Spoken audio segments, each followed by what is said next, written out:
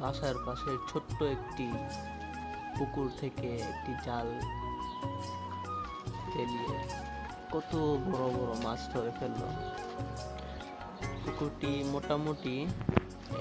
মোটামুটি বড় আছে, বাট এখানে যে এত পরিমাণে মাছ আছে সেটা আসলে বলার বাইরে। কেউ না দেখলে ধারণাও করতে পারবে না। এমনি সময় বোঝা যায় না যে পুকুরে কত মাছ আছে, কারণ প্রায় সময় পুকুরের মাছগুলো দেখা যায় যে পাড়ে এসে থাকে, কিন্তু এখানে কখনো দেখি নেই পুকুরের মাছগুলো পাড়ে এসে থাকে। কিন্তু এই মুরব্বীরা জাল ফেলছে এবং এখন এই জাল থেকে মানে কতগুলা মাছ দেখা যাচ্ছে, সব মাছগুলা লাফালাফি করতেছে।